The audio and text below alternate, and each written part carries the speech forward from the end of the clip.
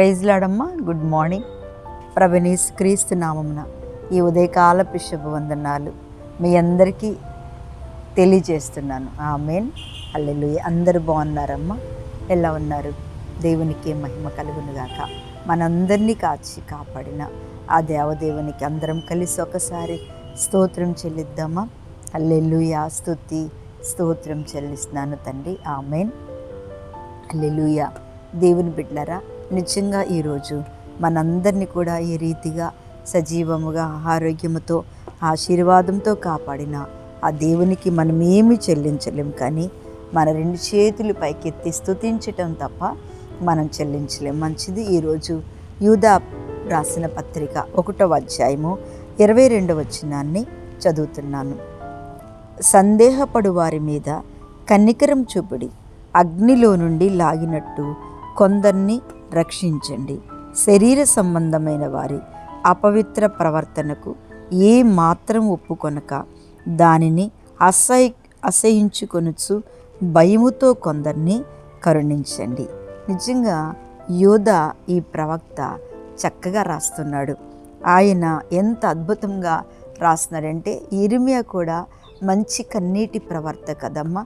ఇర్మియా ఎలాంటి ప్రార్థన చేశాడంటే, కన్నీళ్లతో నిజంగా హతులైన వారి కోసం, అనగా రక్షణ లేని వారి కోసం, తన కుటుంబంలో రక్షణ లేని వారి కొరకు, దేశంలో రక్షణ లేని వారి కొరకు, ఇంకా అనేక మంది నశించిపోతున్న రక్షణ లేని వారి కోసం ఆయన చాలా తప్పించి ఎంత ఘనమో ఏడ్చి కన్నీరు కార్చి ప్రార్థన చేశాడు కదా. ఏడుపు ప్రార్థన, కన్నీటి ప్రార్థన. దేవునికి స్తోత్రం. అలాగే ఇలాగూ ఈ యోధా పత్రికలో ఆయన చక్కటి మాట, సందేహపడు వారి మీద కనికరం చూపండి. సందేహపడతారు. నిజంగా ఎంత సందేహం, దేవుడి కార్యం చేస్తాడా లేదా? మీరు మీ దేవుని గురించి ఇంత గొప్పలు చెప్తున్నారు కదా, ఆయన చేస్తాడా? ఈ యొక్క శాస్త్రులు, పరిచర్యలు, దేవుడు ఎన్నో అద్భుతాలు చేసినప్పుడంట వాళ్ళు సందేహపడిపోయారట. నలుగురు విశ్వాసం చూసి ఆయన బాగు చేసినప్పుడు, అయ్యో ఏంటి ఆ సమాధిలో ఉన్న పేతుర్ని లేపిన దేవుడు ఈయనని లేపగలేడా అని అనేకమైన ప్రశ్నలు వాళ్ళు వేసుకుని మాట్లాడుకున్నారు. కానీ అలాంటి సందేహపడేవారు మన మధ్యలో కూడా చాలామంది ఉంటారు కదా. వీళ్ళేదో చెప్తున్నారు జరగదని. కానీ ప్రభు అంటున్నాడు చక్కటి మాట పత్రికలో, ఆయన అన్నాడు, సందేహపడు వారి మీద కనికరం చూపి అగ్నిలో నుండి లాగినట్టు కొందరిని రక్షించండి. మనం ఎప్పుడు కూడా మనం పరలోకంలో ప్రభువుని అందుకోవడానికి ప్రయత్నం చేయాలి. ఈ లోకంలో నేను ఎన్ని చూస్తూ ఉంటే నిజంగా దేవుని బిడ్డలారా, ఈ లోకంలో ఉన్న ప్రజల కొరకు, లోకంలో ఉన్న పేరు ప్రఖ్యాతల కొరకు, లోకంలో ఉన్న వారి గొప్పతనం కొరకు ప్రతి ఒక్కరూ కష్టపడుతున్నారు. మనిషిని మెప్పించాలనే, మనుషుల్ని గొప్ప చేయాలనే. కానీ ఒక్క మాట ఏంటంటే, మనందరము కలిసి కొందరిని అగ్నిలో కాలిపోతున్న వారు చాలామంది ఉన్నారు.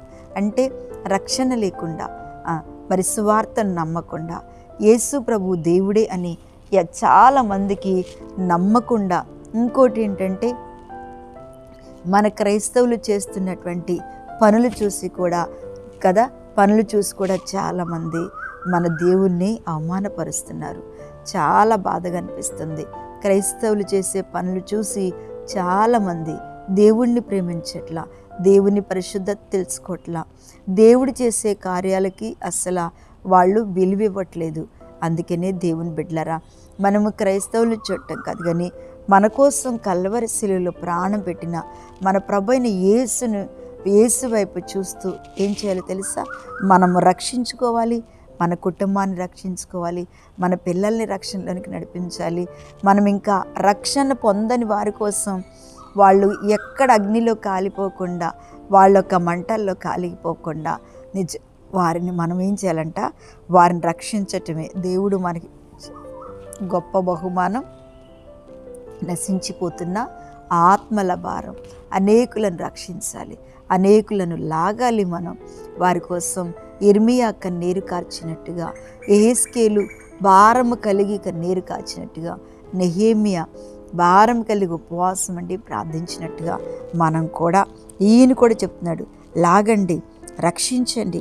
శరీర సంబంధమైన అపవిత్ర ప్రవర్తనకు ఏమాత్రం మనం ఒప్పుకోవద్దు. శరీర సంబంధమైన నిజమే ఈ రోజుల్లో జరిగేవన్నీ కూడా చూస్తుంటే శరీర సంబంధమైనవే, శరీర సంబంధమైన కార్యాలే.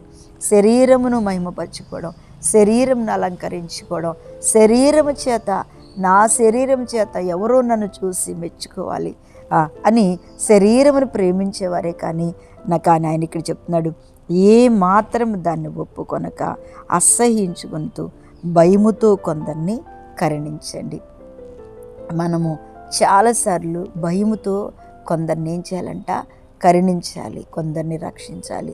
చాలామంది క్రైస్తవులు బండమారిపోయి ఉన్నారు. వినరు, అసలు వాక్యం సరిగా వినరు, వాక్యం సరిగా పట్టించుకోరు. వాళ్ళకి కానికిస్తే వాళ్ళు తినేస్తారేమో, వాళ్ళకి కానికిస్తే వాళ్ళని మనం బాగు చేసినట్టు అవుతాము. ఇవన్నీ ప్రశ్నలు కదండి. శాస్త్రులు పరిచర్యలు ఎక్కడే లేరనుకోబాకండి, ఉన్నారు, ఇక్కడే ఉన్నారు. అంతమంది కూడా అలాగే జీవిస్తున్నారు. కానీ అవన్నీ విడిచిపెట్టి ముందు మనం కనీసం ఒక్క ఆత్మనైనా రక్షించామా, మన కుటుంబాన్ని రక్షించుకున్నామా, ఇది కలిగి మనం జీవించినట్టయితే కొందరినైనా, నీ పనివారినైనా, నీకు కనపడిన వారినైనా, నిన్ను ప్రేమించే వారికైనా సువార్తను చెప్పు. అప్పుడే మన ప్రభువైన యేసు మనం చేసిన పనికి ఆయన ఆనందిస్తాడు.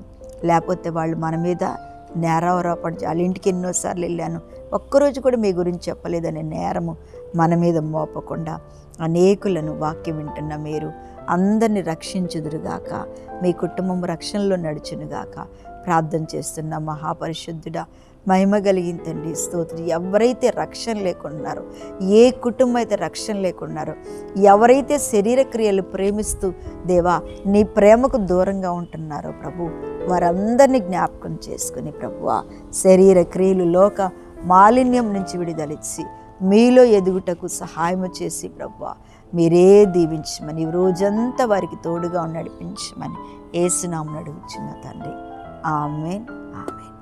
Praise lord. దేవుడు మిమ్మల్ని అందరినీ దీవించును గాక. ఆమేన్.